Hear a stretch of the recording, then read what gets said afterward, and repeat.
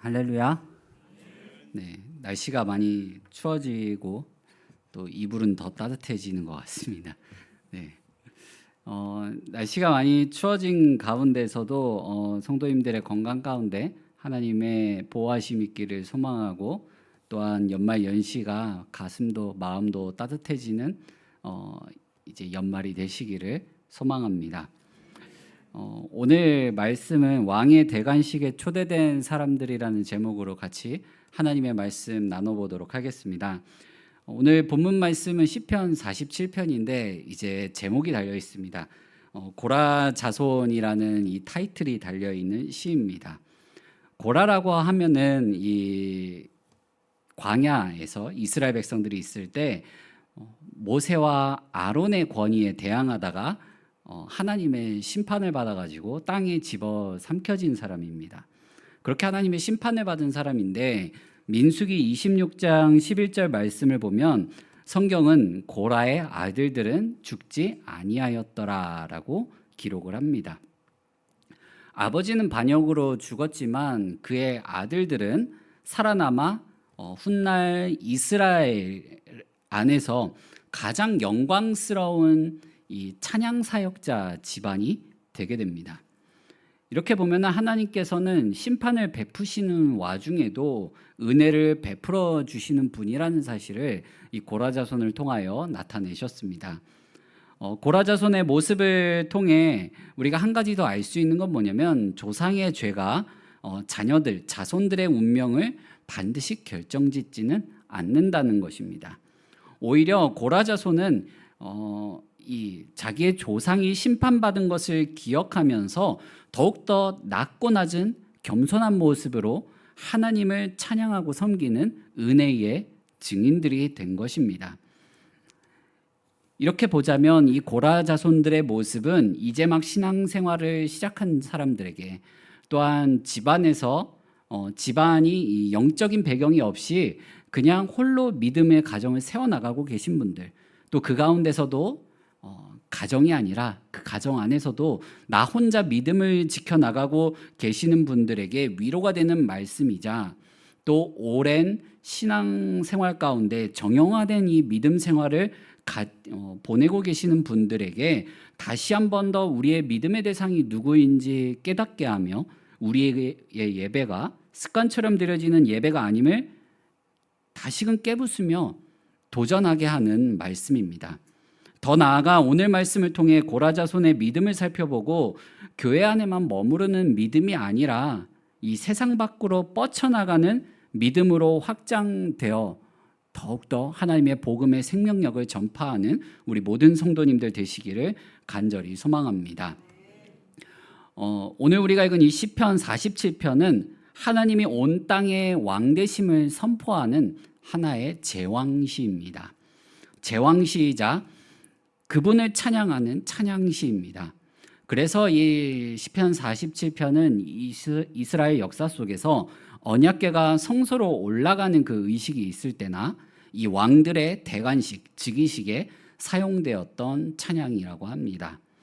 근데 이 찬양은 그 당시 이스라엘 사람들에게 입에서만 맴돌던 찬양이 아니라 오늘날 우리의 삶과 우리의 사역과 섬김으로 확장되어져 나아가야 될 찬양입니다. 오늘 이 시편 47편 말씀을 통하여 고라 자손의 신앙을 함께 살펴보도록 하겠습니다. 성경에 나타난 고라 자손의 신앙의 모습이 여러 가지가 있습니다. 먼저 고라 자손은 시온 중심이라고 하는 그 신앙을 갖고 있었습니다. 이게 뭐냐면 예루살렘, 시온 중심의 신앙을 갖고 있었습니다. 하나님이 임재하는 장소를 굉장히 소중히 여겼다는 것입니다. 그냥 소중히 여긴 게 아니라 사랑했습니다. 고라 자손의 이 성전 중심적인 신앙은 크게 두 가지 모습으로 나타납니다. 먼저 역대상 9장 19절과 시편 84절 이 말씀을 보게 되면 이 고라 자손들이 어떤 직무를 맡고 있었냐면 성막 문을 지키고 성전 문지기의 역할을 맡았습니다. 다른 일들에 비해서 이 성전 주변과 성전 안에서 이루어지는 다른 일들에 비해서요, 이 성전 문 앞을 지키는 건 뭔가 굉장히 굳은 일, 다른 직분들에 비해서 그래도 좀 중요도가 낮게 보이는 그런 일이었습니다. 더군다나 이 레위 자손 중에 아론 계열에게만 이어지는 제사장의 직분이 있습니다. 이 제사장의 직분과 비교해서 봤을 때 제사장직은 사람들에게 뭔가 드러나는 직분입니다. 그리고 사람들에게 뭔가 위엄과 권위가 있는 위치였습니다. 반면에 이 고라 자손이 맡은 건 뭐였습니까? 굉장히 굳은 일이었습니다. 성전 문 앞을 항상 지켜야 되는 그 일이었습니다. 하지만 고라 자손은 이렇게 굳은 일이라 할지라도 우리가 하나님 곁에 머물면서 섬길 수 있는 것이라고 한다면 그것을 최고의 기쁨으로 여겼습니다. 이런 고라 자손의 신앙의 모습은 오늘날 우리에게 필요한 자세입니다. 피차 불가능한 상황이 아니라면 모든 성도는 교회 안에 있는 구석구석에서 또한 섬기며 나아갈 의무와 책임이 있습니다. 겉으로 드러나는 섬김이 아니라 비교적 편한 섬김이 아니라 인정을 받는 그런 섬김이 아니라 더 낮은 곳에서 굳은 일을 도맡아 하는 그런 섬김의 모습이 필요합니다. 토요일 날 교회 나와 화장실 청소하시는 장로님의 모습 너무 아름답죠. 또 성도님들이 다 귀가한 뒤에 교회 남아서 청소하시는 권사님의 모습 얼마나 아름답습니까? 저에게는 잊혀지지 않는 한 분의 그 안수 집사님이 계십니다. 제가 전도사 시절에 이 초등부 부서를 맡았어요. 이게 초등학교 3학년부터 이 4학년까지 아이들을 맡았는데 이때 같이 이 부서에서 부장 집사님으로 섬기셨던 안수 집사님이십니다. 이제 제가 2년이라는 시간을 함께 사역을 하고 이제 사임을 할 때 그분도 이제 더 이상 초등부에만 머물러 있는 것이 아니라 다른 부서로 옮겨가서 섬겨보고 싶다라고 얘기를 하셨어요. 그러니까 제가 부임하기 전부터 이분은 거의 한 4년 정도 이 초등부에 몸담고 계셨던 분이거든요. 그래서 어느 부서로 이제 옮겨가게 됐냐면 중학생들이 있는 중등부 부장으로 옮겨가게 되었습니다. 그 이유는 초등부에서 이제 교사 생활을 하시면서 함께 교사 생활을 해오셨던 그분들이 너무나도 합이 잘 맞았어요. 즐거웠어요. 그러다 보니까 이제 뭘 느끼셨냐면 부서 이기주의가 이렇게 생기는 것 같다. 우리 부서만 생각하게 되는 그 생각이 자리 잡고 있는 것 같다라고 생각이 들면서 다른 부서로 나가서 그곳의 부서의 형편도 알고 이심전심의 이 마음으로 섬겨보고 싶었던 것입니다. 근데 그분의 섬김은 이 교육부서 안에서만의 섬김으로 끝나지 않았습니다. 최근에 그분과 연락이 닿았을 때 그 당시 사역하던 그 교회가 분리개척을 시켰습니다. 분리개척을 시켰는데 그 분리개척한 그 교회의 딸아가 그 교회를 섬겼다는 것입니다. 집도 이사를 그 근처로 가신 거예요, 같이. 근데 그 얘기를 듣고 참 도전이 많이 되는 분이라는 것을 느끼게 되었습니다. 우리의 신앙생활은 때로는 익숙함과 그 익숙함에 속아 고착화될 때가 있습니다. 그리고 교회에서 벌어지면 안 되는 그런 이기주의가 은근히 이렇게 내가 속해 있는 공동체, 교회 안에 있는 공동체 속에 자리 잡을 때도 있습니다. 고라 자손이 보여주는 이 신앙은 내가 교회 안에서 어떤 직분과 어느 공동체에 몸담고 있느냐, 그리고 어떤 사역을 하고 있느냐가 아니라 하나님 앞에 서 있다는 사실 하나만으로 귀한 것으로 그리고 기쁨으로 여겨야 한다라는 사실을 전해주고 있습니다. 고라 자손의 또 다른 직무가 하나 더 있는데 그게 뭐냐면 찬양입니다. 찬양. 여호와의 집에서 찬송하는 일을 대대로 자손들과 함께하는 그 음악가 전문 가문이 되게 됩니다. 그래서 이 고라 자손들이 쓴 시가 시편 42편부터 49편, 84편부터 85편, 87편부터 88편까지의 이 시로 천지의 창조주이신 하나님, 만왕의 왕이신 하나님, 구원자이신 하나님을 찬양하게 됩니다. 이 고라 자손의 찬양에는 하나님을 향한 그들의 신앙 고백이 담겨 있습니다. 하나님의 임재를 사랑했던 이 고라 자손은 그들의 찬양 속에 이 하나님을 향한 찬양을, 이 마음을, 이 사랑을 녹여냈는데, 그 녹여내는 그 마음 가운데 어떤 마음이 담겨 있냐면요, 온 우주의 왕이신 하나님을 섬기겠다라는 것입니다. 그러니까 하나님을 나의 왕, 내 삶의 왕으로 섬기겠다라는 그 고백이 담겨 있습니다. 그 고백이 오늘 우리가 읽은 이 본문 말씀에 명확하게 표현되고 있습니다. 표현되는 것이 아니라 선포하고 있습니다.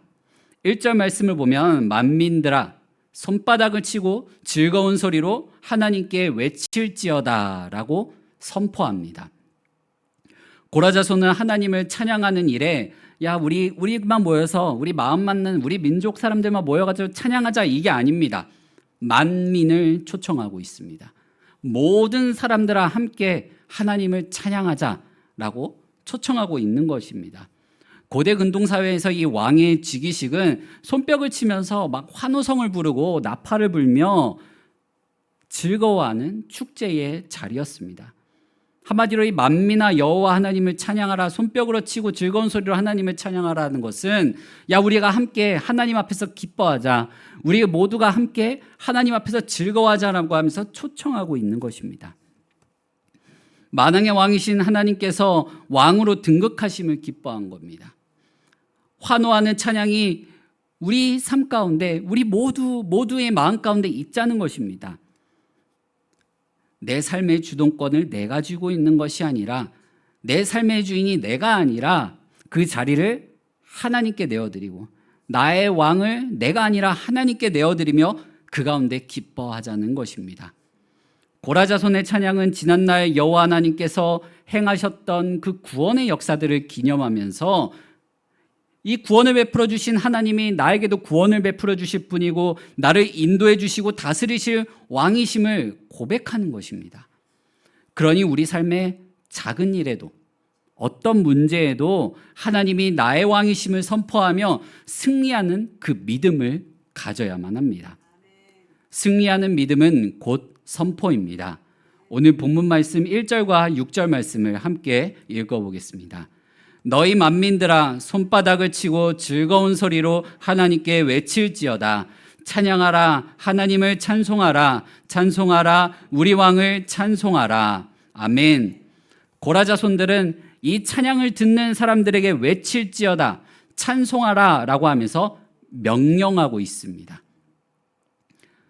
이렇게 찬양해야 될 그 이유에 대해서 바로 앞장인 시편 46편에서 설명하고, 찬양의 이유를 넘어 찬양하는 하나님께 왜 우리가 믿음을 가져야 되는지에 대해 시편 48편에서 설명하고 있습니다.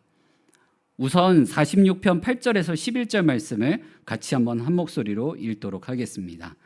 와서 여호와의 행적을 볼지어다. 그가 땅을 황무지로 만드셨도다. 그가 땅끝까지 전쟁을 쉬게 하시며 활을 꺾고 창을 끊으며 수레를 불사르시는도다. 이르시기를 너희는 가만히 있어 내가 하나님됨을 알지어다. 내가 문나라 중에서 높임을 받으리라. 내가 세계 중에서 높임을 받으리라 하시도다. 만군의 여호와께서 우리와 함께 하시니 야곱의 하나님은 우리의 피난처시로다. 아멘. 하나님을 찬양하는 것을 명령하는 이유에 시온에 계신 그 하나님께서 우리의 대적으로부터 우리를 보호하시고 대적으로부터 승리하셨기 때문에 하나님을 찬양할 것을 명령하고 있습니다. 하나님께서 우리의 대적으로부터 거두신 승리는 결코 패하지 않는 승리입니다. 그의 영광이 쇠하지 않는 승리입니다. 시편 48편 8절 말씀을 보면 우리가 들은 대로 만군의 여호와의 성, 우리 하나님의 성에서 보았나니 하나님이 이를 영원히 견고하게 하시리로다. 아멘. 하나님은 대적으로부터 영원한 승리를 거두셨습니다. 예수 그리스도를 통해 거두신 승리입니다. 이 승리는 결코 무너지지 않는 승리입니다. 예수님은 고난당하시고 십자가의 죽음을 통해 대적에게 영원한 죽음을 주었습니다. 부활하심으로 영원한 승리와 그 영광을 거두시며 하늘로 승천하셨습니다. 그리고 하나님 보좌 우편에 앉아 계십니다. 하나님께서 즐거운 함성 중에 올라가시며 여호와께서 나팔 소리 중에 올라가시도다라는 오늘 본문의 5절 말씀은 장차 오실 예수님이 승천하시는 그 모습을 나타내고 있습니다. 하나님의 영광은 장차 우리 앞에 더 영광스러운 모습으로 임하게 될 것입니다. 이 모습을 요한계시록 7장 9절에서 10절 말씀은 그날의 영광을 이렇게 선포합니다. 함께 읽겠습니다. 이 일 후에 내가 보니 각 나라와 족속과 백성과 방언에서 아무도 능히 셀 수 없는 큰 무리가 나와 흰 옷을 입고 손에 종려가지를 들고 보좌 앞과 어린 양 옆에 서서 큰 소리로 외쳐 이르되 구원하심이 보좌에 앉으신 우리 하나님과 어린 양께 있도다 하니 아멘. 우리의 찬양과 우리의 믿음의 삶은 미래지향적입니다. 미래의 소망을 품고 있는 찬양이자 믿음입니다. 사랑하는 성도 여러분, 여러분은 이 소망에 대한 열망이 있으십니까? 아니면 익숙함에 그 열망을 내가 있다라고만 생각하고 정작 삶 가운데서 솟아나지는 않고 계십니까? 고라자손은 하나님을 찬양함에 있어서 큰 꿈을 가지고 있었습니다. 그 큰 꿈이 1절부터 선포되고 있습니다. 만민이 함께하는 것입니다. 모든 사람들이 하나님 앞에 나와 기뻐하며 찬양하며 즐거워하는 그 축제의 장이 열리기를 고대하고 있습니다. 그 자리로 사람들을 계속해서 초청하고 있는 것입니다. 고라자손들은 만민에게 손뼉을 칠 것을 명령합니다. 즐겁게 찬양할 것을 명령하면서 만민을 보좌 우편에 앉아 계신 예수 그리스도의 그 대관식의 자리, 그 왕의 앞자리로 초청하고 있습니다. 여러분들에게 이 꿈이 있기를 소망합니다. 나 또한 하나님 앞에서 만민에게 이 자리가 기쁜 자리니 함께하자, 함께 이곳에서 즐거워하자, 외쳐 찬양하자 라는 그 뜨거움을 가지고 나아가고 또 많은 사람들을 그 자리로 초청하기를 바라는 그 꿈이 있기를 소망합니다. 영원한 승리를 거두시고 영원한 영광의 자리로 우리를 초청하신 하나님을 찬양하는 일은 예배를 통해서 이루어집니다. 예배가 회복되기 위해 우리의 삶이 먼저 삶의 예배가 있어야 합니다. 삶의 예배가 이루어지려면 나의 삶의 작은 부분에서부터 하나님을 나의 왕으로 등극시켜야 합니다. 하나님, 내 삶의 자리에서 하나님만이 나의 주인이십니다. 하나님만이 나의 왕이십니다. 라는 그런 지기식이 내 마음 가운데, 내 삶 가운데 있어야만 합니다. 그렇게 하나님을 나의 왕으로 삼고 나의 주인으로 모실 때 그 신앙 고백이 그냥 내 입술에만, 내 삶에만, 우리 교회 공동체에만 갇혀 있어서는 안 됩니다. 지역사회와 열방을 향해 열려있는 신앙 고백이 되어야만 합니다. 모든 이들을 하나님께 경배와 찬양을 올려드리는 축제의 자리로 초청해야 되고요. 그 멍석을 우리가 깔아줘야 됩니다. 또한 우리 교회가 바로 그 축제의 장을 여는 교회가 되었으면 좋겠습니다. 신학자 한스 퀼은 교회를 이 기능과 형태로 구별해서 설명을 합니다. 교회에서 선포되는 진리는 변하지 않습니다. 하지만 이 진리를 선포하는 형태는 시대마다 달라져야 한다는 것입니다. 쉽게 말해 저라는 사람은 변하지 않습니다. 나이에 맞는 옷을 입어야 되고요. 또한 장소에 따라, 상황에 따라 어울리는 옷을 입어야 합니다. 역사적으로 교회는 시대와 장소와 이 문화에 따라 다른 옷을 입어왔습니다.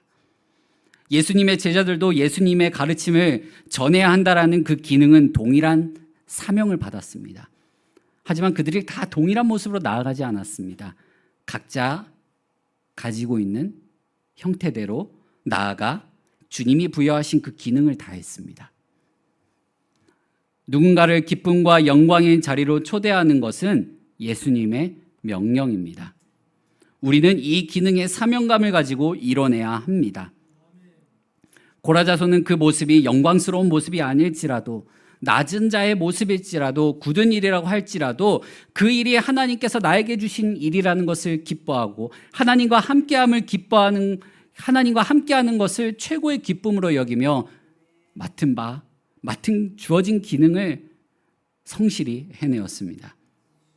그리고 많은 이들을 그 기쁨의 자리로 초청한 것입니다.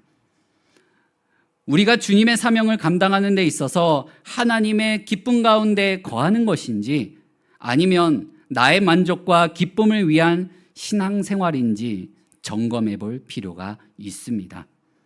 사랑하는 성도 여러분, 하나님께서는 우리에게 동일한 사명과 기능을 부어주십니다. 그 감당해내는 모습은 각자 다 다를 수도 있습니다. 하지만 그 가운데서 우리가 중요하게 생각해야 될 건 뭐냐면, 영원한 승리를 거머쥐시고 우리의 삶을 인도하시는 그 하나님을 신뢰하며 나아가야 된다라는 것입니다. 하나님의 백성으로서 사명을 다하고 하나님을 신뢰하는 믿음으로 하나님의 영원한 영광을 찬양하며 기쁨의 자리로 많은 이들을 인도하는 우리 모든 성도님들 되시기를 간절히 소망합니다. 이 시간 함께 같이 기도하겠습니다. 주신 말씀 생각하면서 하나님을 나의 왕으로 섬기게 하여 주시옵소서. 하나님, 삶의 작은 부분에서도, 하나님 중요한 문제들 속에서도 내가 하나님만을 나의 주인, 나의 왕으로 선포하며 나아갈 수 있게 하여 주시옵소서. 주님, 그게 잘 되지 않습니다. 주님만을 나의 왕으로 섬기는 것이 잘 이루어지지 않습니다. 주님, 하나님을 나의 왕으로 모시고 하나님께서 나에게 어떤 일을 맡겨주시든지 내가 기쁨으로 나아가고 그 기쁨의 자리로 많은 이들을 초청할 수 있게 해달라고 우리 이 시간 함께 같이 기도하며 나아가겠습니다.